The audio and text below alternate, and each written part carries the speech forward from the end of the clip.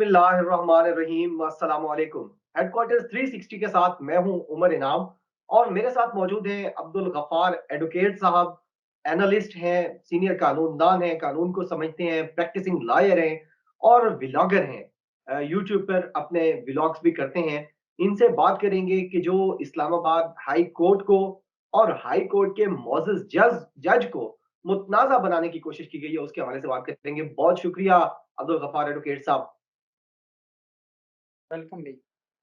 Sir, ये आप देखते हैं अक्सर कि जब भी कोई मुश्किल वक्त आता है शरीफ खानदान पर, तो कभी कोई अरशद मलिक की वीडियो आ जाती है, कभी शौकत अजीज सिद्दीकी के बयानात आ जाते हैं, कभी कोई और चीज सामने आ जाती है। और अब हमने देखा है कि 17 को पेशी है मरियम नवाज की इस्लामाबाद हाई कोर्ट में, और 15 नवंबर को एक लीड लगाई जाती है दी न्यूज के अंदर, जिसमें इल्जाम लगाया जाता है कि जी साकिब निसार साहब ने उस वक्त यानी जुलाई 2018 में जस्टिस आमिर खान ने कहा था कि शरीफ खानदान की जमानतें नहीं होनी चाहिए। आज की जो समात है, तो उसके ऊपर आपने व्लॉग भी किया है, उसने तो कहीं बखिए नहीं उधेड़ दिए। ये जो सारा एक प्लान किया गया था, एक साजिश रचाई गई थी, एक चाल चली गई थी, क्या कहेंगे इस हवाले से? उमर भाई, पहली बात तो ये है कि ये इनका फौज के बाद अब अदलिया के साथ इन्होंने पहले ये था कि ये जो एहतसाब अदालत के जजेस थे या जो दूसरे मामला थे उनके हवाले से ये बात करते थे। अब ये डायरेक्ट आ गए हैं सुपीरियर जुडिशरी के खिलाफ। और सुपीरियर जुडिशरी में भी अब अंदाजा लगाएं कि दो जज हैं जो इस वक्त सुन रहे हैं इस केस को। एक मोहसिन अख्तर कियानी साहब हैं और एक जस्टिस आमिर फारूक साहब हैं। इन्होंने जस्टिस आमिर फारूक साहब पर ये उनके हवाले से और उनके खिलाफ ये मुहिम चलाई है। जस्टिस आमिर फारूक साहब, जो हमारे जस्टिस मोहसिन अख्तर कियानी साहब हैं, वो बड़े धीमे लहजे के जज हैं और बड़े पोलाइट और बड़े ही लाइक जज हैं। लेकिन उनके मुकाबले में जो जस्टिस आमिर फारूक साहब हैं, वो दबंग जज हैं। और पिछली तारीख पर भी जब इनका वकील आया था और इनको ये लगा था कि ये दरख्वास्त देंगे और उस दरख्वास्त में ये डीजी आया साहब पर भी इल्ज़ाम लगाएँगे, ये बाकियों पर भी इल्ज़ामात लगाएँगे और इनको कोई रिलीफ़ मिल जाएगा। जस्टिस आमिर फारूक साहब ने बड़े सख्त इनसे सवालात पूछे थे। अब उन सवालात का इनको इस बात का अंदाज़ा हो गया था कि अगर जस्टिस आमिर फारूक साहब इस बेंच में रहते हैं, तो फिर मामलात कैसे होंगे और फिर ये सारे के सारे मामलात कैसे चलेंगे? क्योंकि जो बिल्कुल। पाकिस्तान मुस्लिम लीग नून की लीडरशिप है और जो मरियम नवाज़ के वुकला हैं, ज़राए के मुताबिक उन्होंने मरियम नवाज़ को इस बात का दिया है, क्योंकि हाई कोर्ट के जजेस का ट्रांसफ़र नहीं होता कि आप दरख़्वास्त दे दें और ट्रांसफ़र एप्लीकेशन दे दें कि हमारा केस इस बेंच के सामने नहीं, उस बेंच के सामने लगाया जाए। जस्टिस जहांगीरी साहब जो हाल ही में जज अपॉइंट हुए थे और फिर आप जानते हैं कि एक और ऑनरेबल जज हैं जो जियो पर अपना तज्ज़िया भी देते थे इस्लामाबाद हाई कोर्ट में, वो भी हाल में ही जो है उनको भी बतौर जज इस्लामाबाद हाई कोर्ट लाया गया। तो इनकी ख़्वाहिश है कि जो बेंच है वो उस नोयत का बने कि उसमें उन ऑनरेबल जजेस में से भी कोई ऑनरेबल जज उस बेंच का हिस्सा बने। जस्टिस आमिर फारूक साहब पर इन्होंने अटैक तो किया, लेकिन वो इनका निशाने की बजाय इनके अपने घर पहुंच गया और घर में आग लगा दी। मामला खराब हो गया। उसकी वजह ये है कि जस्टिस यही तो आज बात की है ऑनरेबल जो चीफ जस्टिस हैं कि आप में इतने आप अक्ल के अंधे हैं या आप इतना बुग्ज में आकर जो आप इन्वेस्टिगेटिंग अपने आप को जर्नलिस्ट तो समझते हैं, आपने ज़िंदगी गुज़र गई है, आपने बाल सफ़ेद सहाफ़त में किए हैं और आपको इतना सेंस नहीं कि एक शख़्स जो पाकिस्तान का रहने वाला है, साहिवाल के इलाके का, आरिफ वाला का रहने वाला है, वो जाके लंदन में एक बयान हल्फी टेस्ट करवाता है। आपको थोड़ी-सी भी अक्ल नहीं है कि आप उसके ऊपर इन्वेस्टिगेट करते, आप उस मामले को इंक्वायर करते, आप उस मामले पर थोड़ी-सी कोई ज़हमत करते, कोशिश करते, आपको चीज़ें मिल जाती।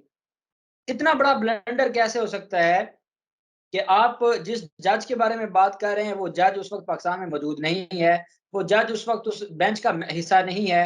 फिर उन्होंने कहा कि आप ख्वाजा हारिस से ही पूछ लेते, जो सीनियर एडवोकेट हैं सुप्रीम कोर्ट ऑफ पाकिस्तान के और नवाज़ शरीफ के वकील हैं, ख्वाजा हारिस साहब से पूछ लेते कि जिस तारीख को 17 जुलाई को पहली हियरिंग है अपील की, तो क्या दुनिया में कहीं ऐसा भी होता है कि पहली हियरिंग पर ही सज़ा सस्पेंड हो जाए या कोई उसका कोई प्रोसेस होता है, कोई नोटिस होते हैं, कोई चीज़ होती है फिर ये आप चेक कर लेते कि ख्वाजा हारिस साहब से पूछ लेते कि आपने अदालत से ये कहा था कि आज 17 जुलाई है, 25 जुलाई को इलेक्शन होने जा रहे हैं, आप 23 जुलाई को केस को फिक्स कर दें, अब 22 जुलाई को केस को फिक्स कर दें ताकि इनकी जो जमानत है वो इनको मिल जाए इलेक्शन से पहले। कोई ऐसी दरखास्त दी हो, कोई ऐसी कोशिश की हो, ऐसी भी कोई चीज नहीं है, क्योंकि ख्वाजा हारिस साहब कानून को समझते हैं, वो टेक्निकल चीजों को समझते हैं, वो जानते थे कि सजा सस्पेंड 1 हफ्ते 2 हफ्तों में नहीं होती, उसका एक पूरा प्रोसेस है, अदालत सेटिस्फाई होती है कि हाँ इनकी अपील में कोई बात है जिसकी बुनियाद पर सजा सस्पेंड होती है।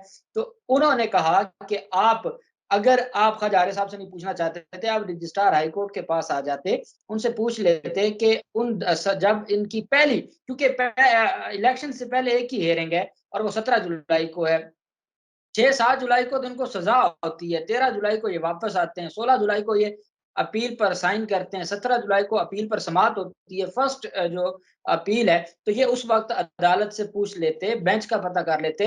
ऑनरेबल चीफ जस्टिस साहब ने कहा 1 साल तक वो बेंच था, मियां गुल हसन औरंगजेब उसके हिस्सा थे, जस्टिस मोहसिन अख्तर कियानी साहब के साथ। तो आप पूछ लेते, आपने वो ना पूछा, आपने ये ना देखा कि जुलाई और अगस्त छुट्टियां होती हैं अदालतों की, जजेस जो है वो छुट्टियां गुजारने के लिए वो बाहर जाते हैं, कहीं गए होंगे, तो आप चेक तो कर लेते थे। आपने ये जो खबर दी है, ये खबर आपको बहुत महंगी पड़ेगी, क्योंकि आपने, और जितने आज अगर 12 सवाल पूछे हैं अतर मिनल्ला साहब ने, और सबसे जो बड़ी इनकी आज अतर मिनल्ला साहब ने इनकी क्लास लगाई है, जब इनको कहा है कि अपनी लिखी स्टोरी पढ़े ना, जो आपने हेडलाइन बनाई है, मीर शकील तो बच गया, उसने कहा जी मेरी तो एनए की कोई नहीं। दूसरी तरफ अंसार अब्बासी ने जब पढ़ी, अदालत ने कहा सारी पढ़ के सुनाएं, ताकि पता तो चले कि आप लोगों में झूठ बोलने का इतना कॉन्फिडेंस है, आप इतनी जुर्रत के साथ झूठ बोलते हैं कि आप हमारे सामने बोलें। वहां फिर ये भीगी बिल्ली बने हुए थे, इनके गले से आवाज नहीं निकलती थी। हमारे दोस्त हैं ताहिर नजीर एडवोकेट साहब, हमारे टीम मेंबर हैं, जो हमें इस्लामाबाद हाई कोर्ट से रिपोर्टिंग करते हैं और हमें डिटेल्स देते हैं, वो बता रहे थे कि क्योंकि वो साथ खड़े थे, वो वकील हैं, वो कह रहे थे कि इनकी आवाज नहीं निकलती थी और इतने डरे हुए, इतने सहमे हुए कि लगता ही नहीं था कि ये वो सहाफी हैं जो गले फाड़ फाड़ कर मीडिया पर बैठकर सारा दिन इमरान खान के खिलाफ और नवाज शरीफ की शान में ये कसीदे पढ़ते हैं। इनकी औकात इतनी है कि ये यहाँ खड़े नहीं हो सकते, इनसे बेहतर तो वो वकील जिसने अभी फ्रेश वो उसने लाइसेंस लिया हो और वो पहली हेयरिंग पर अदालत में पेश होकर जो आर्गूमेंट्स करते हैं, वो भी इनसे बेहतर आर्गूमेंट्स कर रहा होगा जो इनकी हालत थी। आपके पास कोई जवाब नहीं था, फिर आपने खुद को सियासी शहीद बनाने के लिए अदालत से कहा मुझे सजा दे दें, लेकिन इसमें मीर शकील का कसूर नहीं है, इसमें फलां का कसूर नहीं है। अदालत ने कहा नहीं, अदालत काम करेगी जो ड्यू कोर्स ऑफ लॉ है। आज पहली हियरिंग है, हम आपके कहने पे, आप कौन होते हैं ये कहने वाले कि नहीं फलां कसूरवार है या नहीं है, इसका फैसला अदालत करेगी। मीर बिल्कुल। शकील और रहमान कसूरवार है नहीं है, इसमें वो जो आमिर गौरी है वो कसूरवार है या नहीं है, ये अदालत फैसला करेगी। इस वजह से अदालत ने उनको सबको शोकास जारी कर दी और ये प्रोसेस है, इस प्रोसेस से होकर ये काम आगे बढ़ने वाला है। बिल्कुल सही है। एडवोकेट अब्दुल गफ्फार साहब, इसको सिंपली आप हमारे नाज़रीन के लिए बताएँ कि आगे आप इसको क्या कैसा देख रहे हैं? 26 नवंबर को दोबारा पेशी है, 7 दिन के अंदर इन्होंने शोकाज़ के जवाबात देने हैं। तो आगे आप क्या देखते हैं कि जो साबिक चीफ जज साहब हैं गिलगित-बल्तिस्तान के, जिन्होंने ये स्टोरी की है, यानी खुद से ये प्लांट करवाई है, तो वो क्या होगा आगे? आप इसकी क्या मुमकिनात क्या हैं? उमर भाई वो बहुत बड़ा ब्लंडर कर बैठे हैं। आज वो खुद इस वजह से पेश भी नहीं हुए और उन्होंने अपने बेटे वकील का सहारा लिया है और अदालत से रिक्वेस्ट की है, टाइम लिया है और उनके आने ना आने से कोई फ़र्क नहीं पड़ा, क्योंकि आज की समाअत जो थी उसमें एक ही काम होना था और वो था शो कॉज़ जारी होना। अदालत ने उनके आर्गुमेंट सुने। जब तौहीन अदालत की कार्रवाई शुरू होती है उसका एक पूरा प्रोसेस है। पहले नोटिस जारी किया जाता है, उस नोटिस पर जब जिसको नोटिस जारी किया गया वो अदालत में पेश होता है, तो अदालत पहले उससे पूछती है कि हाँ भी अब बोल, क्यों आपने अदालत की तौहीन की है?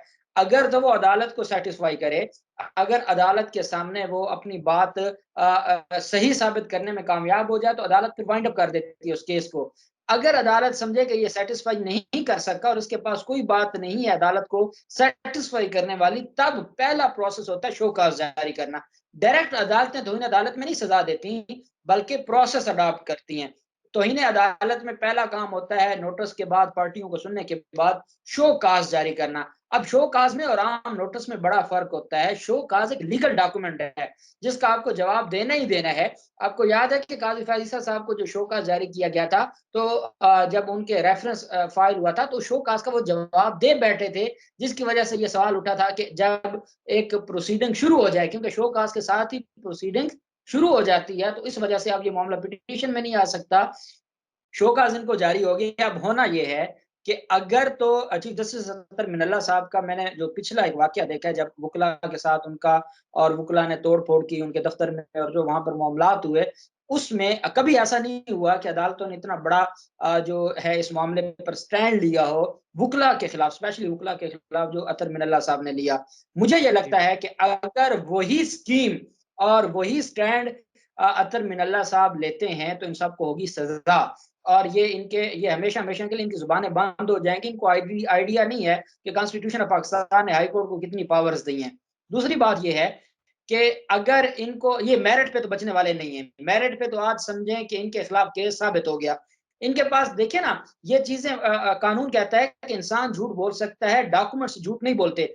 एक जज उस वक्त जज है ही नहीं, एक जज उस वक्त पाकिस्तान में नहीं है, एक उस वक्त बेल की स्टेज नहीं है, तो कैसे आप कह सकते हैं कि नहीं नहीं मैं ठीक कह रहा हूं? आप फिर कहानी ही गढ़ेंगे ना। और कौन सी चीजें, सुबह सुबह जब उनके जो बेटे हैं राना मोहम्मद जो राना अहमद एहसन, उन्होंने को बात की मोहम्मद एहसन ने, और अदालत से कहा कि जनाब हम एक यहाँ पे लैपटॉप का कोई बंदोबस्त किया जाए, हम वीडियो चलाना चाहते हैं। सबने कहा पता नहीं को बड़ी वीडियो होगी, साकिब निसार साहब की कोई वीडियो होगी। वीडियो क्या निकली कि फैसल वावडा ने ये कहा है। भाई फैसल वावडा का मामला अलग है। अब फिर अटॉर्नी जनरल ख्वाजा आसिफ की प्रेस कॉन्फ्रेंस कल वाली चलाने बैठ जाए, फिर शाह खान अब्बासी की, तो ये तो नहीं ना कोई तरीका। हाँ या जी। ये माफी मांगेंगे, और अगर ये माफी मांगेंगे, अतर मिनल्ला साहब ने स्टैंड न लिया और उन्होंने इनको रफा दफा करने की कोशिश की, तो फिर तो माफी पर अदालत के सामने घुटने टेकने के बाद और ये बात साबित होगी कि मरियम नवाज ग्रुप का जो ये जितना एक इन्होंने एक हवा क्रिएट किया हुआ था कि इनके पास कोई वीडियोज हैं, बयान हल्फी हैं, ये है वो है, वो सारा इनका खत्म हो जाएगा। या अगर ये जवाब देते हैं तो उस जवाब पर फिर इनको सजा होगी। और इनके पास दो ही चीजें हैं, या अदालत के पांव पड़ेंगे, और मैं नहीं समझता बतौर कानून का तालिब इल्म, और मेरा ऑनरेबल चीफ जस्टिस से ये मुतालबा भी है कि जनाब ये वो लोग हैं जिन्होंने अदालत के ऊपर इतना बड़ा हमला किया है, कानून का तालिब इल्म होने के नाते मेरा ये मुतालबा है कि इनको सजा दी जाए, माफी ना कबूल की जाए। दूसरी हाँ बात जी। ये है कि अगर कोई बड़े वाइडर एस्पेक्ट में देखा जाए, या कोई कौम के मुल्क के मफाद में कोई चीज आ जाए और इनको माफ कर दिया जाए, तो माफ करने के बाद इनका जो ये स्टांस है वो हमेशा हमेशा के लिए दफन हो जाएगा। तो दोनों सूरतों में इनकी मौत ही है, बचने की कोई सूरत हाल नहीं है। ज़बरदस्त, बड़ी मेहरबानी एडवोकेट अब्दुल गफ़ार साहब। नाज़रीन, आपने ये जो आज जो कुछ भी हुआ है इस्लामाबाद हाई कोर्ट में अंसार अब्बासी की तरफ से, मीर शकील उर रहमान और जज शमीम साहब की तरफ से, उसकी जो इनसाइड इन्फॉर्मेशन है और टेक्निकल जो कानूनी मामलात हैं, वो एडवोकेट अब्दुल गफ़ार खान साहब ने हमें बताए हैं। हम इनके मशकूर हैं। उम्मीद है आपको आज की ये वीडियो पसंद आई होगी। अपना फीडबैक लाज़मी दिया करें। अपना ख़्याल रखिएगा। बहुत शुक्रिया। अल्लाह हाफ़िज़। पाकिस्तान ज़िंदाबाद।